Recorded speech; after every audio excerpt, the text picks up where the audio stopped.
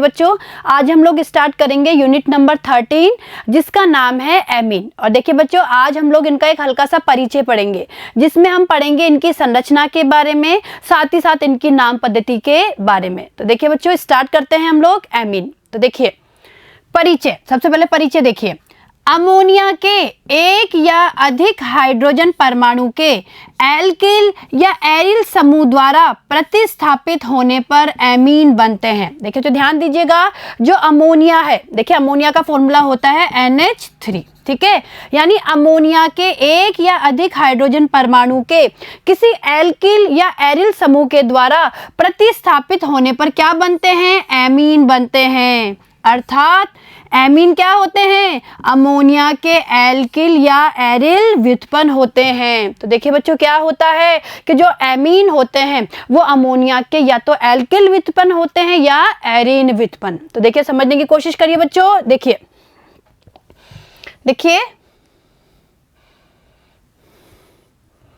देखिए बच्चों ये अमोनिया है, NH3 अमोनिया है, ठीक है। अगर अमोनिया का एक हाइड्रोजन निकल जाए, यानी अमोनिया का एक हाइड्रोजन निकल जाए और उसकी जगह कोई एल्किल समूह आके जुड़ जाए तो ये क्या बन गई? एमीन बन गई। क्या बन गई? एमीन। इसी तरीके से देखिए अमोनिया है, अमोनिया का हाइड्रोजन निकल जाए, एक हाइड्रोजन निकल जाए और उसकी जगह कोई एरिल आके जुड़ जाए, लीजिए भाई ये भी क्या बन गई? ये भी एमीन। यानी ये तो बन गई एल्किल एमीन, ये बन गई एरिल एमीन। यानी कहने का मतलब है कि जो एमीन होती है वो अमोनिया की एल्किल या एरिल व्युत्पन्न होते हैं, ठीक है। आई बात समझ में? चलिए आगे देखिए। अब देखिए प्रकृति में एमीन प्रोटीन, विटामिन, एल्केलॉइड तथा हार्मोन में पाए जाते हैं। देखिए बच्चों अगर हम लोग प्रकृति की बात करें तो प्रकृति में जो एमीन है वो प्रोटीन में पाए जाते हैं, विटामिन में पाए जाते हैं, एल्केलॉइड तथा हार्मोन में पाए जाते हैं, ठीक है। रंजक, बहुलक तथा विभिन्न औषधियां संश्लेषित एमीनों के उदाहरण हैं। तो देखिए बच्चों जो रंजक होते हैं या बहुलक या बहुत सी जो औषधियां होती है वो भी क्या है? संश्लेषित एमीनों के कुछ उदाहरण हैं, ठीक है। दो जैव सक्रिय यौगिक मुख्यतया एड्रिनलिन और इफेड्रिन द्वितीयक एमिनो समूह होते हैं। तो देखिए बच्चों जो जैव सक्रिय यौगिक है कौन कौन से? एड्रिनलिन और इफेड्रिन, ये दोनों भी क्या होते हैं? द्वितीयक एमिनो समूह होते हैं। क्लियर है? आगे देखिए।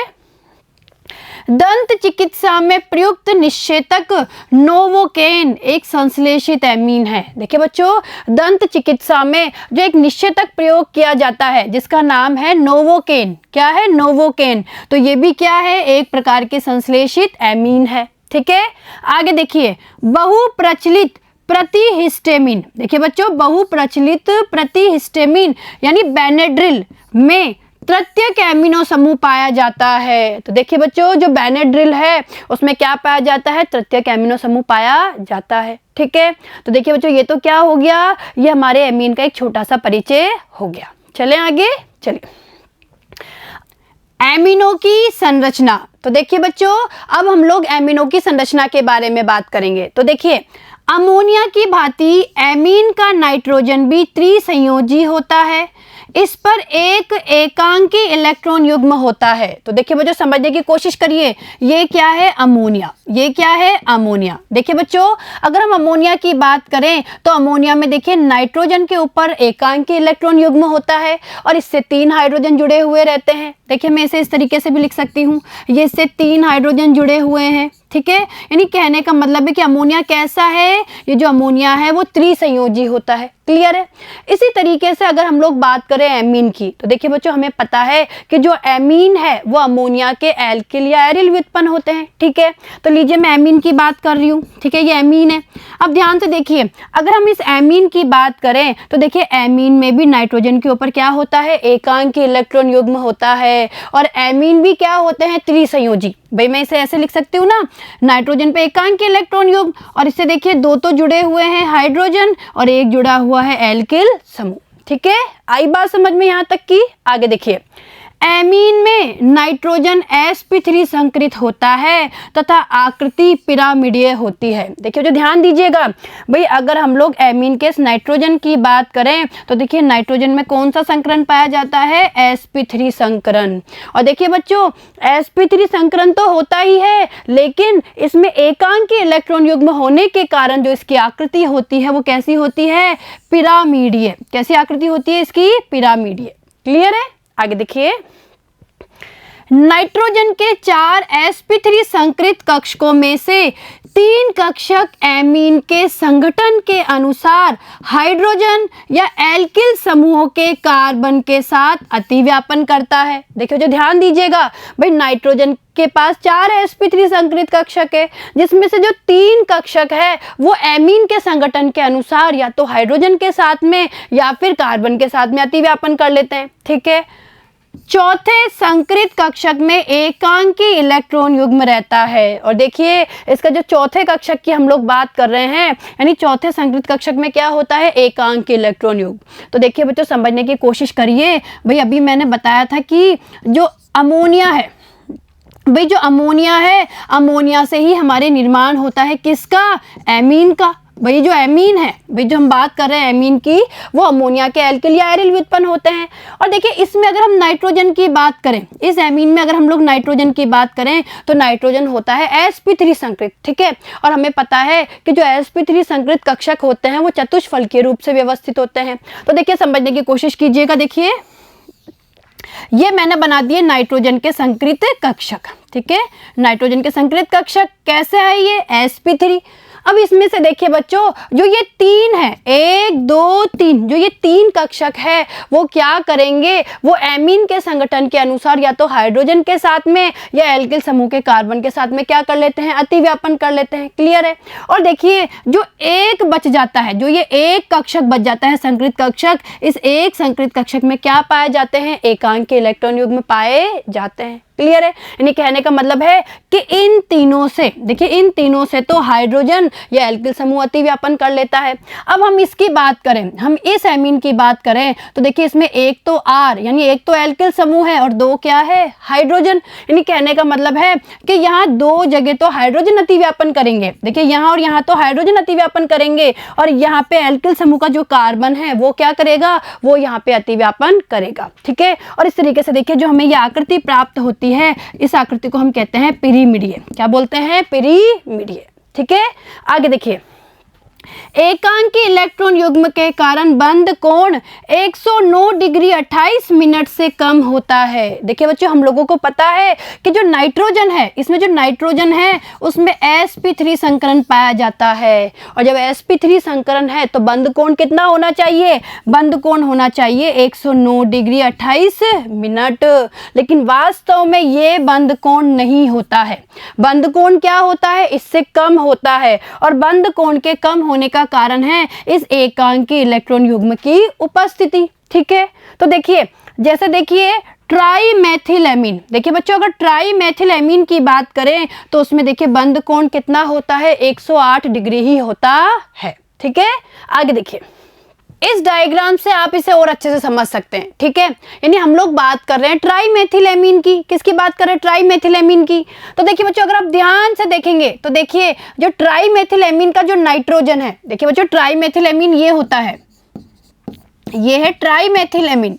अब देखिए बच्चों ट्राईमेथिलेमीन का जो नाइट्रोजन है वो वही sp3 संकरित होता है। ठीक है, तो लीजिए भाई ये क्या है, ये sp3 संकरित कक्षक बने हुए हैं। ये क्या है, देखिए मैं यहाँ पे बना रही हूँ, ये कक्षक एक ये और ये क्या है बच्चों, ये sp3 संकरित कक्षक है। ठीक है, अगर आप ध्यान से देखेंगे इन 4 sp3 संकरित कक्षकों में से अगर इस कक्षक की हम लोग बात करें तो इसमें तो असहभाजित इलेक्ट्रॉन युगल होता है। ठीक है, जिसे हम इलेक्ट्रॉन युग्म भी बोल सकते हैं या हम इसे एकांकी इलेक्ट्रॉन युग्म भी बोल सकते हैं।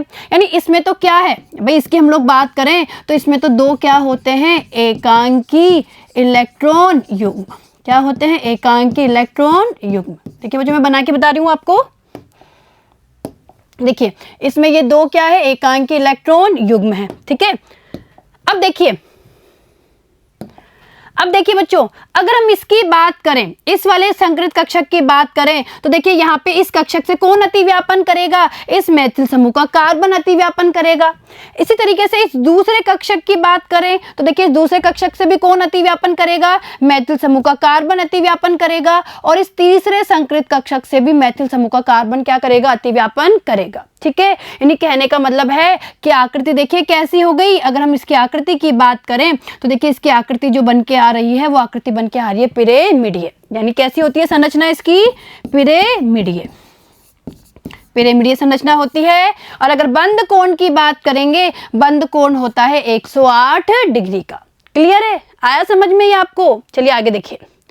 अब देखिए वर्गीकरण। देखिए बच्चों, अब हम वर्गीकरण के बारे में पढ़ेंगे।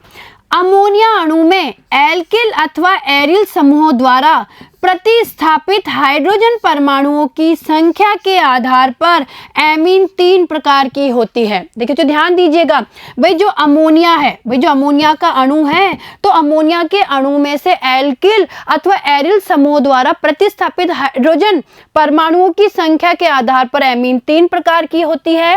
पहला देखिए प्राथमिक एमीन, दूसरा है द्वितीयक एमीन और तीसरा है तृतीयक एमीन। ये 3 प्रकार की एमीन होती है। और देखिए इसे 1 डिग्री एमीन, इसे 2 डिग्री एमीन और इसे 3 डिग्री एमीन भी कहा जाता है। ठीक है, आगे देखिए। अब देखिए उदाहरण से समझने की कोशिश करिए। देखिए वो जो समझने की कोशिश करना, देखिए ये क्या है? प्राथमिक एमीन है। ठीक है, देखिए वो जो समझिएगा, ये क्या है? अमोनिया है। ये क्या है? अमोनिया है। अब देखिए बच्चों, अगर मान लीजिए अमोनिया में से एक हाइड्रोजन हट जाए और एक हाइड्रोजन की जगह कोई एल्किल समूह आके जुड़ जाए, भाई एक हाइड्रोजन की जगह कोई एल्किल समूह आके जुड़ जाए, तो ये बन गई हमारी प्राथमिक एमीन, 1 डिग्री एमीन। क्या बन गई? प्राथमिक एमीन। तो देखिए ये हमारी प्राथमिक एमीन है। ठीक है, इसी तरीके से मान लीजिए अमोनिया के 2 हाइड्रोजन हट जाए और 2 हाइड्रोजन की जगह एल्किल समूह आके जुड़ जाए। देखिए ध्यान दीजिएगा, RNH और ये R डैश। ठीक है, ये 2 एल्किल समूह आके जुड़ गए तो ये हमारी क्या बन गई? द्वितीयक एमीन बन गई। ठीक है, तो देखिए ये हमारी क्या हो गई? द्वितीयक एमीन हो गई। और इसी तरीके से देखिए बच्चों, इसी तरीके से मान लीजिए अमोनिया के 3 हाइड्रोजन हट जाएं। देखिए अमोनिया के 3 हाइड्रोजन हट जाएं और 3 हाइड्रोजन की जगह अगर एल्किल समूह आके जुड़ जाएं तो देखिए बच्चों ये क्या बन गई? ये हमारी बन गई तृतीयक एमीन। क्या बन गई? तृतीयक एमीन। तो देखिए ये प्राथमिक एमीन, ये द्वितीयक एमीन और ये हमारी क्या है? तृतीयक एमीन। तो देखिए ये प्राथमिक एमीन, द्वितीयक एमीन और तृतीयक एमीन। प्राथमिक एमीन में 1 एल्किल समूह, द्वितीयक एमीन में 2 एल्किल समूह, तृतीयक एमीन में 3 एल्किल समूह। ठीक है, आई बात समझ में आपको? ये आगे देखिए, प्राथमिक एमीन में क्रियात्मक समूह NH2 होता है। तो देखिए बच्चों इसमें क्रियात्मक समूह क्या है? NH2। भैया NH2 है। इसी तरीके से देखिए द्वितीयक एमीन में क्रियात्मक समूह NH होता है। देखिए NH है। ठीक है, और इससे दोनों तरफ एल्किल समूह जुड़े हुए रहते हैं। इसी तरीके से देखिए तृतीयक एमीन में क्रियात्मक समूह N और तीनों तरफ इससे एल्किल समूह जुड़े होते हैं। ठीक है, तो इसमें ये समूह होता है। ठीक है, तो आप लोगों को प्राथमिक, द्वितीयक और तृतीयक एमीन समझ में आए होंगे। चलें आगे। चलिए अब देखिए हम इनके नाम पद्धति के बारे में बात करेंगे। देखिए बच्चों, सामान्य पद्धति में एलिफेटिक एमीन का नामकरण एमीन शब्द में एल्किल पूर्व लगन लगा के किया जाता है, अर्थात एल्किल एमीन के रूप में किया जाता है। कैसे करते हैं एल्किल एमीन? जैसे उदाहरण देखिए मैथिल एमीन। जैसे कोई मैथिल एमीन है, देखिए बच्चों इसे कहते हैं मैथिल एमीन। ठीक है, तो सामान्य पद्धति की बात करें तो इनका नामकरण किया जाता है एल्किल एमीन के रूप में, यानी ये हो गया मैथिल एमीन। क्या हो गया? ये मैथिल एमीन हो गया। आगे देखिए, द्वितीयक एवं तृतीयक एमीनों में जब 2 या 2 से अधिक समूह समान होते हैं तब एल्किल समूह के नाम से पहले पूर्व लगन डाई अथवा ट्राई लगाया जाता है। देखिए बच्चों समझने की कोशिश करना, भाई हम द्वितीयक और तृतीयक एमीनों की अगर बात करते हैं तो उस समय एल्किल समूह समान भी हो सकते हैं और अलग अलग भी हो सकते हैं। क्लियर है? अब देखिए अगर एल्किल समूह समान है तो नाम से पहले हम पूर्व लगन डाई और ट्राई को काम में लेते हैं, यानी 2 एल्किल समूह है और दोनों समान है तो डाई, 3 एल्किल समूह है और तीनों समान है तो ट्राई। ठीक है, आगे देखिए। देखिए IUPAC पद्धति में एमिनो का नामकरण एल्केनेमीन के रूप में होता है। तो देखिए बच्चों, अगर हम लोग अब IUPAC पद्धति की बात करें तो नामकरण होता है एल्केनेमीन के रूप में। और देखिए जैसे CH3NH2, इसका नाम है मेथेनेमीन। क्या है?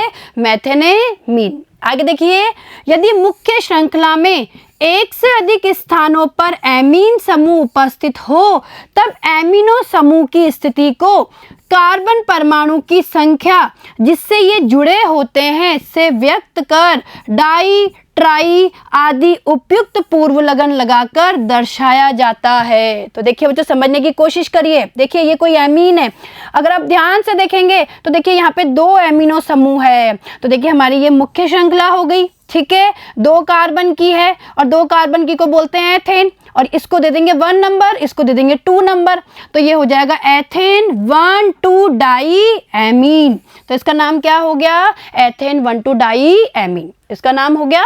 चलें आगे। द्वितीयक तथा तृतीयक एमीन में नाइट्रोजन को छोटे एल्किल समूह के साथ जोड़कर प्रतिस्थापी के रूप में प्रयुक्त करते हैं। तो देखिए बच्चों, उदाहरण देखिए, देखिए ध्यान दीजिएगा, ये हमारी कोई एमीन है, ठीक है, कोई एमीन है, और ये कैसी एमीन है? द्वितीयक एमीन है, 2 एल्किल समूह जुड़े हुए हैं।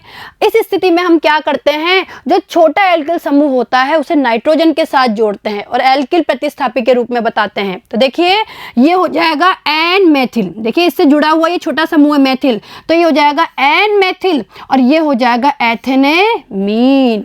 क्लियर है?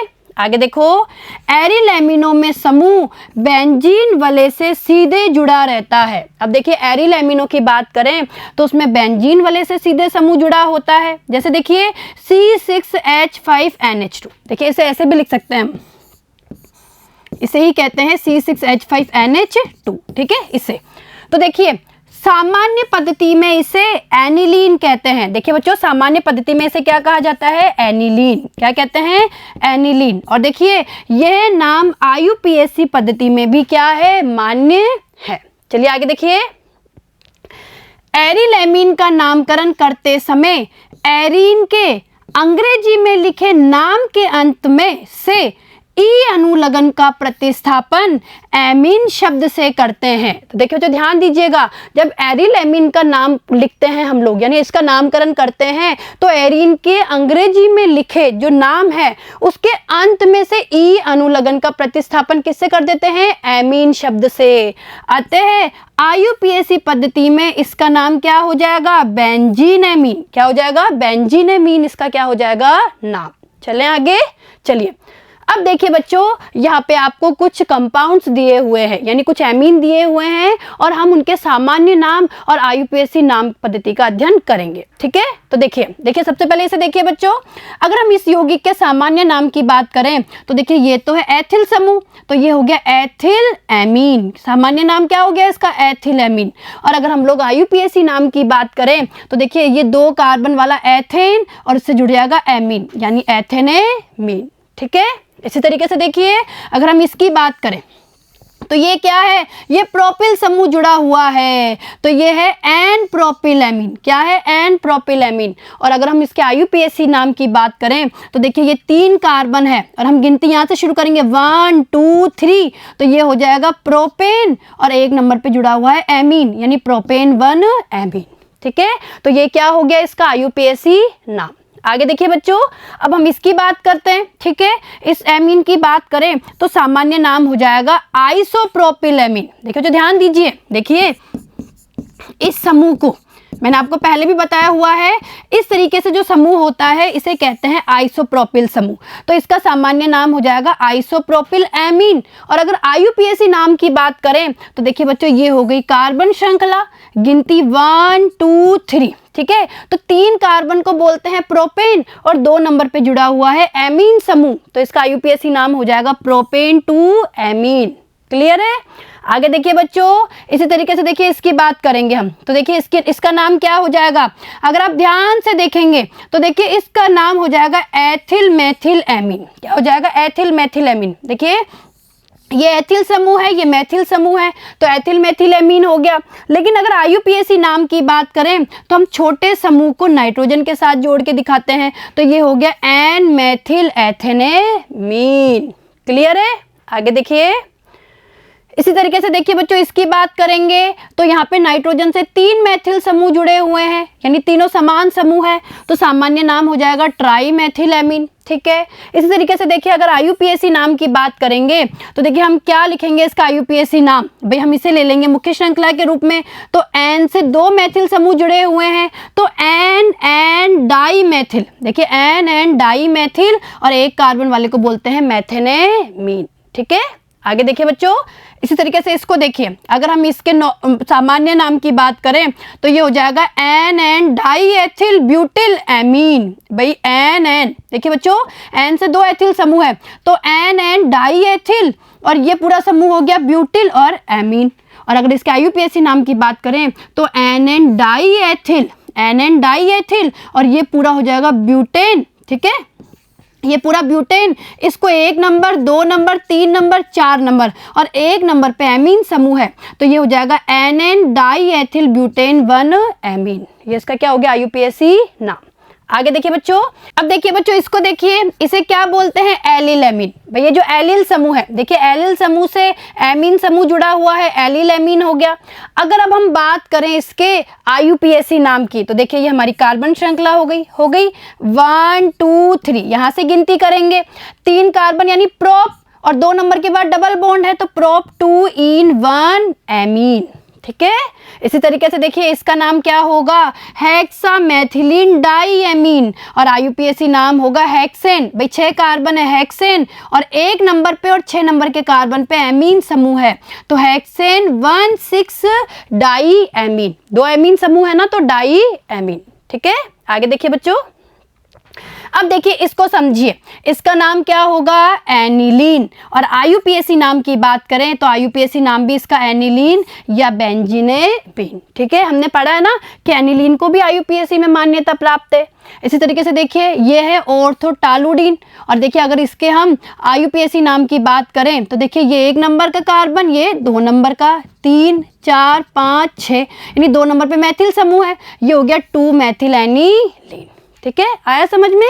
आगे देखिए बच्चों, देखिए इसे देखिए, इसका सामान्य नाम क्या होगा, पैरा ब्रोमो एनिलीन। देखिए इसके रेस्पेक्ट में हम लोग बात करें, ये ऑर्थो पोजीशन, ये मेटा, ये पैरा, यानी पैरा ब्रोमो एनिलीन। और अगर हम इसके IUPAC नाम की बात करें तो देखिए 1 2 3 4 5 6, यानी 4 नंबर पे ब्रोमो है, तो 4 ब्रोमो बेंजीनेमीन, या हम बोल सकते हैं 4 ब्रोमो एनिलीन। ठीक है, इसी तरीके से देखिए अगर हम इसकी बात करें तो सामान्य नाम है N N di methyl aniline. भाई जो एन है, ठीक है, उससे 2 मेथिल समूह जुड़े हुए हैं। और अगर हम लोग IUPAC की बात करें तो N N di methyl benzenamine. Clear है।